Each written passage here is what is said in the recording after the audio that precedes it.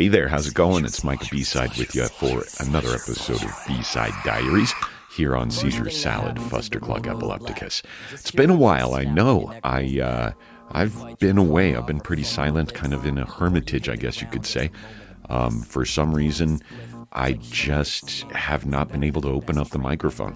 Not just for this, but for a lot of stuff, for auditions and things like that. I don't know, the motivation wasn't there. There's a few thoughts on that, but, delving into that whole topic could take at least one or two episodes. So we'll just say is what it is. And hopefully I'm starting to come back to life. I'm starting to feel it a little bit. And a lot of the reason is because I took off for a month. I was gone for a few weeks and took off, got out of state now that I can drive and I'm medically cleared again. And it's been a while since the seizures. So I took off to California and went up to Northern Cali and hung out with my buddy and his professional cannabis grow. Big. I've never seen an operation like that, especially outdoor. Because here in Colorado, you really can't do outdoor as well. You can, but it doesn't grow like it does out in California. No wonder it's called the Emerald Triangle. So anyway, I was gone for a while, and you know what? It was everything I needed. I was a little nervous at first, but my friend Zach was like, dude, you got to do what you got to do. And, no idea how much survey work is coming up. And he understands what I've been through in the past few years. So he was totally supporting me on that one. So I took advantage. When I got up there, spent a couple of days in the main compound in the valley floor. And then I went up and was the mountain watchman. I was the mountain man, of course. Make Micah do it because he doesn't mind being alone and he loves the mountains and he's an outside enthusiast. So he knew I could handle it up there. But there were two big grows on the mountain and I basically monitored those. And then when we harvested and hung them out to dry in what we call the weed cathedral, I stayed up there the entire time and just monitored the humidity and temperature levels, make sure things were going well and that mold wasn't developing or anything like that. So it was kind of fun, actually, to be honest with you.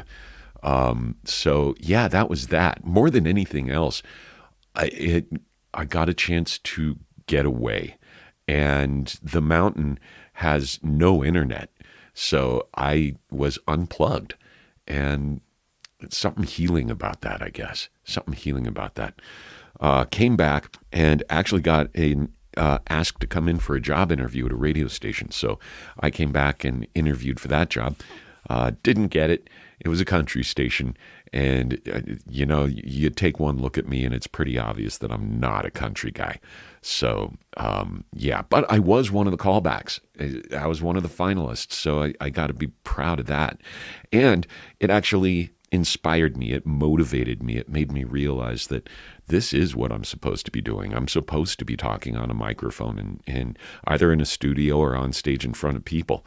And it really lit a fire under my ass to get back to growing my voiceover work in earnest and to keep applying for radio stations. I'm even applying to be a potential either fill-in or replacement announcer for the Eagles hockey arena, the ball arena, and what the hell, I'm sending out my resume out to Kroenke Sports, Colorado Avalanche, Denver Nuggets. So why not? Why not? It was a hard decision, and but I had to do it. I had to do it because it wouldn't be fair to the survey crew if I got paid to learn basically some of the new tech and all that stuff and get brushed up on my old skills, and then all of a sudden get an offer that I can't refuse from a radio station or a sports team or something like that. Honestly, I wouldn't say no. And so, yeah, I think my friend understands that I got to have purpose, right? And speaking of purpose, I think one of the reasons I was going through a malaise was because I felt like I didn't have purpose anymore. Like my voiceover work was like, I kind of viewed it as almost selfish. It was like, what's the end game here? Make money, be famous, drive nice cars. It's still wouldn't be bad. I'm not saying that, but I realized that it's easier and more motivating for me to open up the microphone for an episode of Seizure Salad than it has been for the auditions. And delving into it, it's like, why? And it's because this podcast has helped people, and it can support, console, inspire, and so it gives me a sense of purpose, that I'm giving back, that I'm paying forward. So that's how I need to adjust my mindset with my voiceover work. And I need to gear those two together. Not only that, but I'm a firm believer in the medical benefits of cannabis. And, I've been a lifelong smoker, more medicinal now, not as much recreational like I used to. But it also makes me feel good to be an advocate for the cannabis industry and the medical benefits of such. So how can I tie all of these together? I know that cannabis, THC, and CBD has beneficial effects for people with seizure conditions and mental conditions. So I'm going to use my voice to educate, inform, and advocate. And so that's what I'm going to do. If I can figure out a way to make a living doing that, that would be awesome. Still not going to give up on my voiceover work or any of the MC and announcer stuff, because I can use that to help advocate for epilepsy and cannabis. And my brain is going a million miles an hour. Another thing, the malaise came on, I think, and one of the reasons I wasn't able to get on the mic and I was falling into old habits and just the despair was kind of starting to creep back up, it's because I allowed myself to give up. As far as, when you're in the thick of it, it's really easy to see no way out. And then you start to get despondent and you start to give up on getting better or regaining or building a new life afterwards or working through it. So it seems so hopeless and despondent. And I allowed that to become my subconscious vision.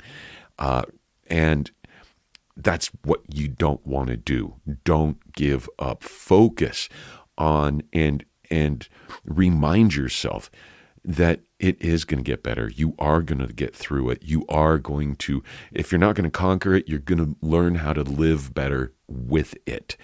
And start putting those thoughts in your mind and start actively imagining what your life is going to be like, your ideal life, the flavors, the feels, the tastes, the smells.